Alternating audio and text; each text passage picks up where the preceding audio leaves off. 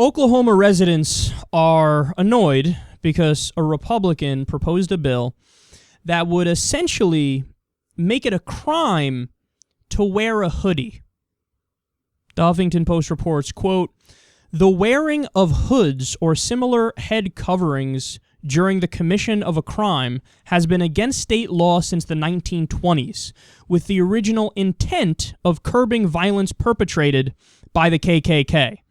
But the new proposal would also ban an individual from intentionally concealing his or her identity in a public place by means of a robe, mask, or other disguise, even if he or she were not involved in a crime.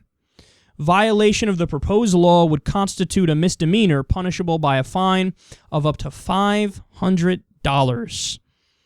They say, quote, "The bill's language includes exemptions for religious garments," of course, because religion gets an exemption from everything ever, weather protection, safety or medical purposes, parades, Halloween celebrations, masquerade parties, circuses, sporting groups, mascots, or other amusements or dramatic shows. But you cannot just wear a hoodie without a specific reason. So if you want to wear a hoodie and walk to the convenience store at the corner, sorry, you might get a $500 fine. You know what this reminds me of? This reminds me of the story we covered on the show probably a little over a year ago, where Tennessee decided to ban, or I should say a certain county or town in Tennessee decided to ban saggy pants. They say if you wear pants that droop down a little bit, you're going to get a ticket. It's such an obvious targeting of black people.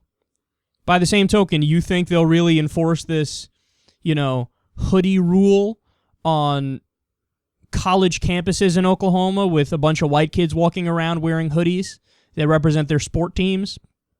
Please, if you think that, you don't know anything about American politics, you don't know anything about American culture or history or anything. That's essentially what they're doing, is they're trying to criminalize black life. But think about the hypocrisy of a Republican saying, I want to ban this.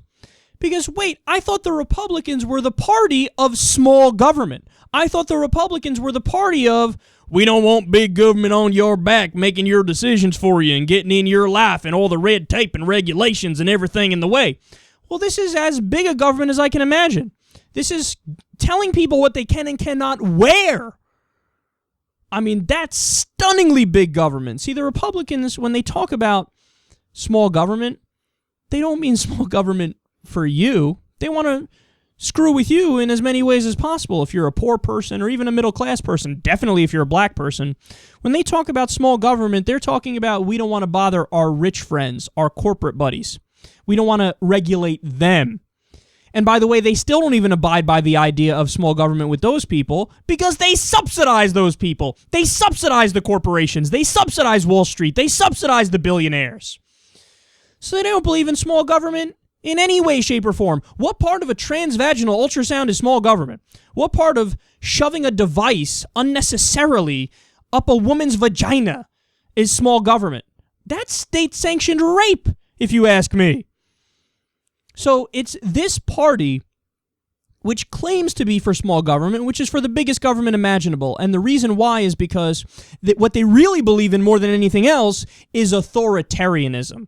What they really believe in is rigging the rules in favor of their buddies and rigging the rules against people they don't like. So we pass a law, you better follow that goddamn law. Which is why you see minor little petty crimes that aren't really crimes. People get arrested in black neighborhoods for those crimes because it's a form of social control. That's why, like we discuss all the time, when black people and white people use drugs at a similar rate, black people get arrested 4 to 6 times more often.